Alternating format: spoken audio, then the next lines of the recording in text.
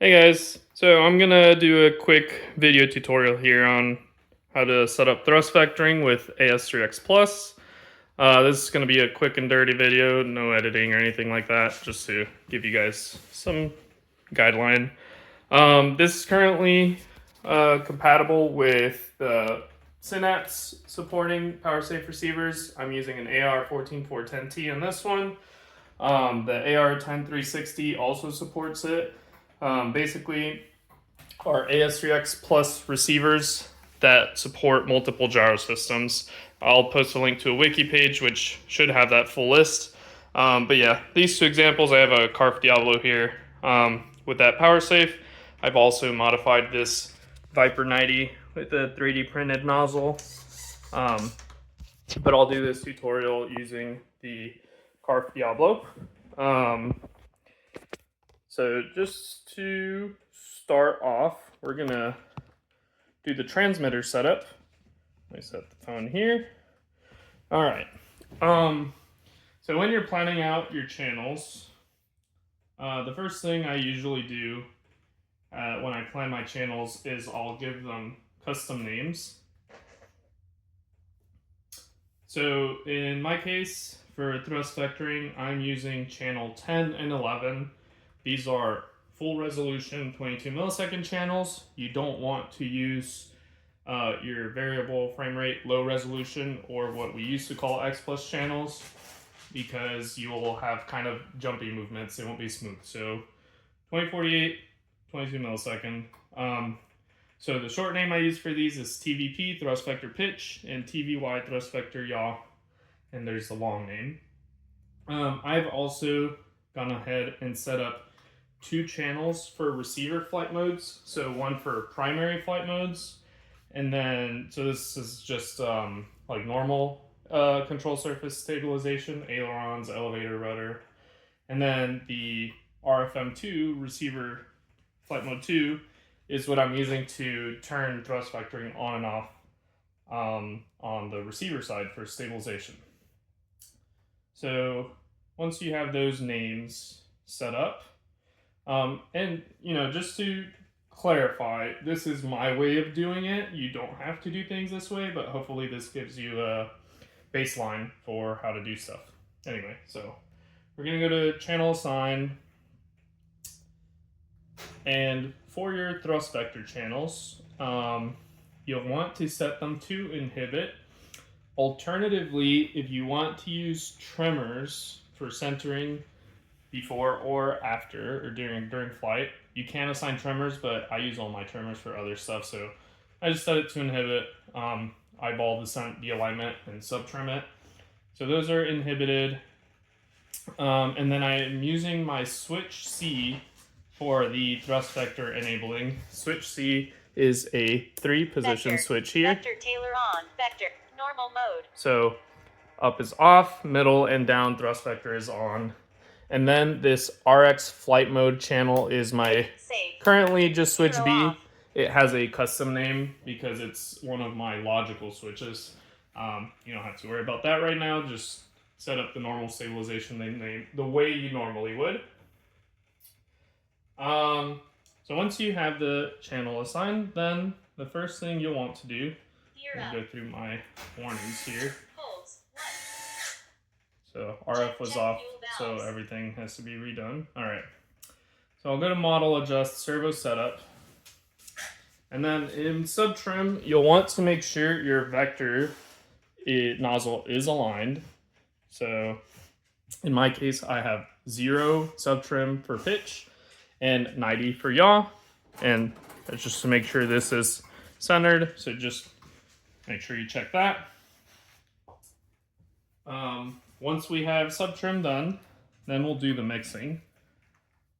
You may or may not, after you subtrim, you may want to just do the rest of the model setup and fly it with the nozzle centered. So no vectoring, and just fly it as normal. Make sure everything else is good. Maybe tune the main gyro system, that sort of thing. You don't want to introduce too many variables right off the bat. So one thing at a time. But once you do that, you can go ahead and set the vector setup. So here in my mixes, I have 2 mixes for thrust vector. They are already set up, but if you were to do a new mix, I do a normal mix. You can do a curved mix if you want to kind of have like a expo curve or something like that. I'm using the expo from my dual rates passed onto these, so I'm just doing a normal curve. So first one, thrust vector, pitch. So if I set that normal curve, this is the screen you get. I give it a custom name, thrust vector pitch, and then my source is elevator stick basically to A10, which as you can see in the left column is TVP, that's my thrust vector pitch channel. The origin checkbox basically tells it that you just want direct stick pass through and you don't want your dual rates or expo to apply. I'm using dual rate, or not really dual rate, just expo in my setup, so I'm gonna leave the origin off. And then, so the first thing you'll do is you'll assign the switch that you want to turn vectoring on or off. So in my case, switch C position 0 is off, Vector. and switch 1 and 2 Vector, are on. vector. So you'll see I have switch 1 position 1 and 2 Vector set to vector. curve 1. And then for the actual rate, I set plus 100% on both ends. So that will give me my pitch movement. Vector tailor Don't on. worry if the direction is not correct right now. We'll solve that in a little bit. But you can see both Vector. position 1 and 2, Vector tailor it's on. on. And then position normal 0, mode. it's off. So make sure you have that right. This trim box is if you want to pass through your elevator trim. I don't want to do that. I want my elevator trim to be only for my elevator control surface, so that one is off. That's it for the actual mix setup. And then in yaw, you'll do the same thing except with rudder to your thrust vector yaw channel, which is channel 11. Assign the switch first, set it to the position you want on, assign your curve where you actually set the rates, in this case curve 1 for me, set the rates to 100% as well. And as you can see also, yaw works on 1 and Vector 2, tailor on. Vector normal 0 mode. is off. Alright, so once you have the mixes set up, you have your movements. The next thing you'll want to do is make sure your direction and travel is correct. In my case, thrust vector yaw is reversed. So you turn your mix on, Vector. you'll see yaw is correct because I have it reversed. If it wasn't reversed, you'll see it's backwards. So fix that. Elevator is already correct, so we're good on that. Then you'll want to set up your travel. In my case, it worked out pretty much perfectly where 100 plus or minus 100% travel is actually the range I want. Make sure you check manufacturer manual what your travel should be. Usually, I think it's just the max movement you can get out of it without any physical obstructions. One thing to note in my case here is there's some screws in the nozzle towards the end. You can see it sticking out there. So if your travel goes too far and the screw gets past the end of the pipe, it can catch onto that and get stuck.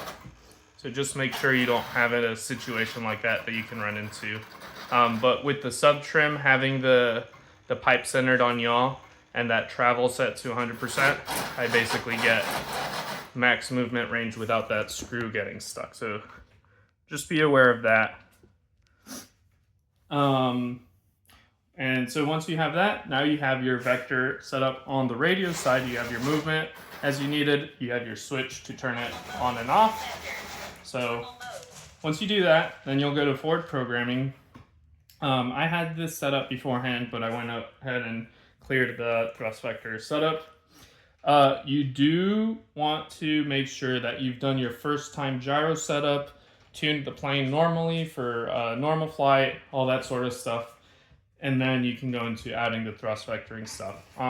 There are guides online for this, and the wiki page also goes over this, so I'm not going to cover that. I'm assuming you already know how to tune the plane normally.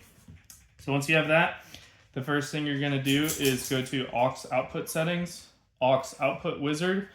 And this is basically to teach the receiver how your nozzle channels work. And so maybe this will make sense as we go through it. So I'm going to move my elevator here. Oh, make sure your nozzle is on. If I move my elevator, it detected vector pitch. That's the one we want. So we're going to teach it the pitch vector first.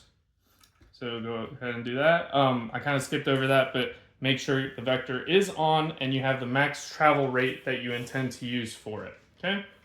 So left rudder, left aileron, right aileron. Let me see. Up, down, on elevator, continue.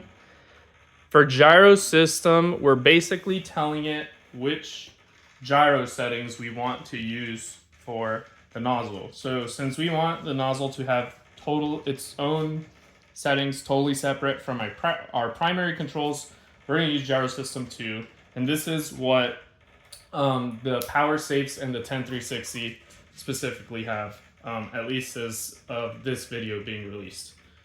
So gyro system 2 is not currently being used, so we're going to use that. Continue, apply. So our pitch is done. We're going to do the same again for yaw. I'll move my yaw stick here. You'll see it detected vector yaw. If it detects a different channel like nose wheel, just go ahead and manually select it. So you can see I can go through there. So go ahead and do that and continue. And again, it says make sure the channel's enabled and you have the max rate set for it. So we'll continue and we'll do left, right, left, right, up, down, continue. Again, also gyro system 2, continue, apply. So both of these have been taught. You'll notice in aux output settings, some new menus appear when you do the first aux output wizard. So if you go to aux output settings, the 2 channels we set up should be selectable. So we'll look at channel 10. This basically shows you everything it learned from it. Some stuff it pulls from the actual transmitter settings for that channel, like subtrim and absolute travel. Other things it learns from that stick movement process. So you can see it has like all the axes reversed based on how it would apply the gyro to it. The gyro system you had assigned, so you could change that here after the fact if you want. And your axis weight. So this is basically saying my vector pitch channel is 100% pitch and no roll or yaw. So you don't really have to worry about this, but maybe it helps to understand this screen. You can see on yaw, we do have sub trim on the radio for this one, so that shows up here. But everything else is just based on what it learned in the gyro system. So, so that's it for those 2. So once they are set up, theoretically, the gyro should know what to do with these. So to verify that, we're going to go to gyro settings, system setup, utilities, gyro response test. Now, while you're in this screen, the plane basically has 100% heading gain set up. So if you move the model, stuck here, it should be pretty easy to see the response direction. So you can see the nozzle moves up as I pitch the plane down. So that's correct. And you can see the nozzle moves right as I rotate the plane counterclockwise and left as I move the plane clockwise. So that is correct as well as far as the nozzle responding to stop the plane from rotating. So once you verify that the directions are correct, that basically kind of tells us that our aux output setup is set up correctly. Now this doesn't mean that you have stabilization set up for the nozzle yet. We still have to do that. So once we go back to the gyro settings page, and on the bottom, the gyro system set here is basically which gyro system we're changing settings on. gyro system 1, again, being our primary gyro. So if you had like set up a receiver with no extra gyro systems, this wouldn't show up, but you're basically changing gyro system 1. So we're going to change this to 2 because we want to change our thrust vector gyro system settings. Some settings go away because they're not applicable here. There is no safe on the additional gyro systems, just AS3X. So first thing we'll do is go to flight mode setup. We want to tell it, basically teach it our switch positions for the gyro to be on thrust vectoring. So we'll go to flight mode, channel, and it's already assigned here, but I assigned my channel 16, which is switch C. This is my receiver flight mode 2 channel. And so this is the same switch I assigned to the mixes to enable and disable thrust vectoring on the transmitter side. So we're basically kind of synchronizing these.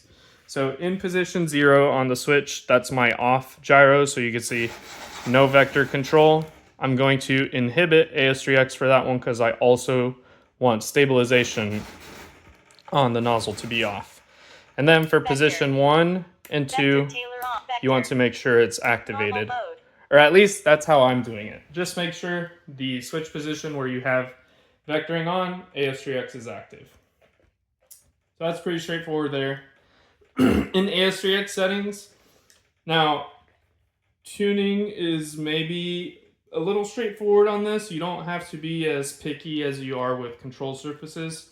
In my case, I usually set the gain sensitivity to 2 times, and you just go straight to 100%. So flight mode 1, it's off, not going to show any gains. Flight mode 2, I set my pitch and yaw gains to 100%. And since I also have this enabled on flight mode 3 or switch position 2, I also have 100% on both. You have to make sure that for each of the flight modes, you have it on. Alternatively, you could just set up your switch channel to be the same position for 1 and 2, but this is the way I did it. But they're exactly the same. So just try starting with that. Again, always have the option to turn it off, test up high in the air. If it's not handling well, oscillating or something with too much gain, you can turn it down or try going higher if you want. But again, this works pretty well on this. On the Viper 90, I'm at 2-time multiplier with 50%, but I actually tuned the Viper 90 on the ground, just holding it in my hand and seeing how it reacted as I pushed it around. But obviously, can't do that with the Diablo. But yeah, so set the gains like that. Priority, I'm just using the defaults. You can maybe go a little bit lower, but just start with that. It should work fine. This isn't like our 3D guide where we have a bunch of presets to try changing right off the bat. Honestly, the defaults work pretty well for this, at least based on my experience. I'm not a pro 3D pilot with jets or anything like that, but it works. I can hover it. I can do flat spins, things like that. So one thing to note on any gyro system over 1 is your gains are not channel adjustable right off the bat. They are set to fixed, and the gain channel you sign on the first time setup will not adjust your gains in the additional gyro systems. You would have to go, I'm going to go back here, system setup, gain channel select. So this is my primary one that I already have set up. This is another one I have set up for stop block. So gain channel 3 is empty. But basically, this bottom option, gyro system, you would have to set up a channel with gyro system 2 assigned in order to adjust gains within gyro system 2. But again, I'm not doing that. I don't think it's really necessary for thrust vectoring. You can kind of just ballpark it, and it's typically good enough. But if you want to do that, feel free to do so. Anyway, so gains are set up. I'm going to back out of this, but basically just make sure in your positions. So switch position 0, it's off, and you can see gyro is off. I guess one quick note too, in this firmware, the latest firmware version, you can disable the throttle gyro enabling. So in this case, I don't have to pump the throttle to get the gyro to enable. So just keep that in mind. But yeah, so position 1, vector is on for controls, and you can see it's also reacting. So it's on, same for switch position 3, it's reacting, and again, switch position 0, it's off. So once you've verified that, you can go ahead and fly it. Obviously, fly it high up, turn it on, make sure nothing is weird, just flying the plane normally. You know, I can do high speed passes and everything with vector on, and it has no oscillations. So even though normally you're probably going to use it for slow speed stuff, it should be fine at high speed as well. So just double check that, make sure you don't get yourself into trouble. Take it easy, and then once that looks good, you know, try doing actual tricks, hovering, whatnot, and it should be pretty easy to hold a hover. I mean, I would say it's easier to hover it once it's set up right than like hovering an actual prop 3D plane and such. So anyway, that kind of covers this tutorial. Hopefully that is helpful for you guys. If you have any questions or concerns, just leave a comment. I will do my best to answer it, or if there seems to be a lot missing from the guide, maybe I'll do another more formal video. Weather's been really bad lately, barely had a chance to fly, so no demo flights for this setup, unfortunately, but that should still get you guys started. So anyway, happy flying.